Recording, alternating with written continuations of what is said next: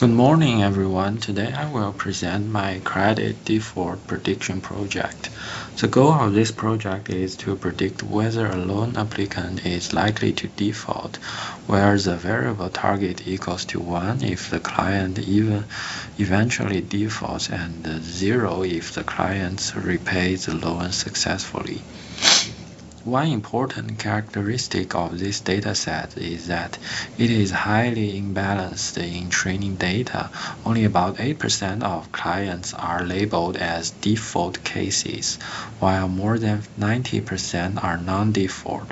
Because of this imbalance, accuracy alone is not a reliable evaluation metric. Therefore, in this project, I've mainly focused on ROC-AUC, PR-AUC, precision recall, and F1 score to evaluate the model performance. Here is a briefly output of my code. So we can see here includes mainly test result of different data. So let's focus on the detailed summary from this Excel project. So before before building the model, I first conducted exploratory data analysis.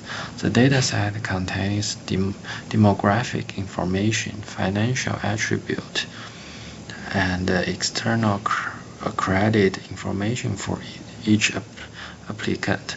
Examples include the total income of the client, credit amount, the annuity payment, family size, employment duration, and several external credit scores such as EXT source 1, EXT source 2, and EXT source 3. These external credit scores are particularly important because they summarize the information from external credit agency and therefore contain strong signals about a client's repayment ability. During the processing, I handled the missing values, corrected anomalies in variables such as days employed, and created several engineered features to capture financial relationships. For example, I created rations such as the credit to income ratio and the credit to annuity ratio.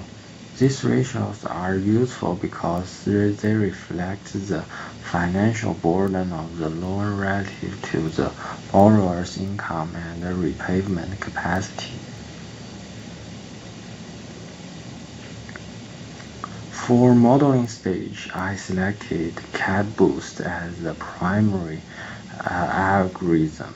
CAD-Boost is a gradient boosting model that is especially well suited for structured financial data because it can naturally handle categorical variables and missing variables without requiring extensive one-hot encoding. After pre-processing, the final dataset contains 140 features, include 16 categorical variables and 124 numerical variables. To select the best model configuration, I tested multiple parameter combinations using stratified crossing validation. The best configuration used 600 iterations and learning rate of 0.04, 3 dips of 5, and L2 regularization of 9. This configuration achieves the highest cross-validation ROC and AUC, which was approximately 0.71. After selecting the model, I evaluated the final prediction results using the threshold of 0.5.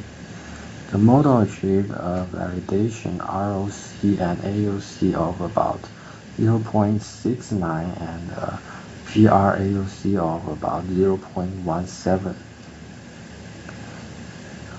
The recall value was relatively high, around 0.64, meaning that the model is able to identify a large proportion of risky borrowers.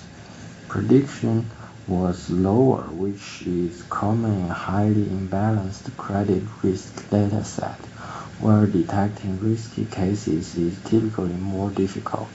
To better understand the model behavior, I also analyzed the feature importance and the shape explanations. The most influential variables include EXT source max, credit annuity ratio, goods credit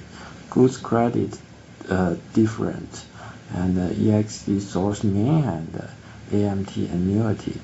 These variables mainly describe the relationship between the loan size, repayment burden, and borrower's credit history. From a financial perspective, this makes intuitive sense because borrowers with higher loan burdens relative to their income are generally more likely to experience repayment difficulties. The shape analysis further confirmed these patterns.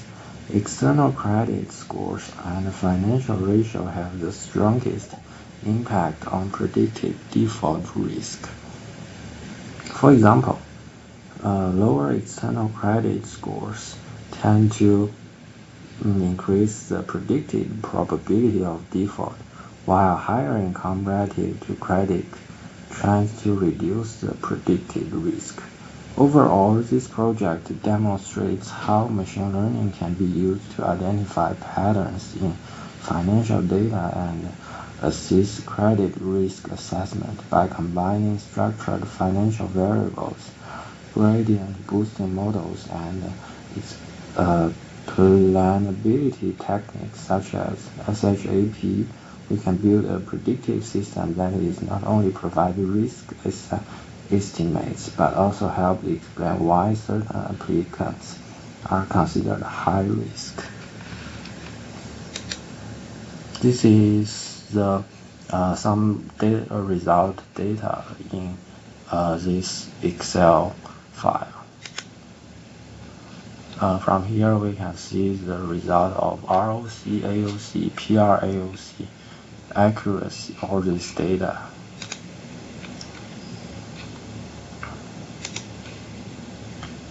Here is also data and it's fairness by gender. It's the graph of fairness by age. It's top 20 feature importance. You can see here the EXT source max is the most important feature. Here also the result data.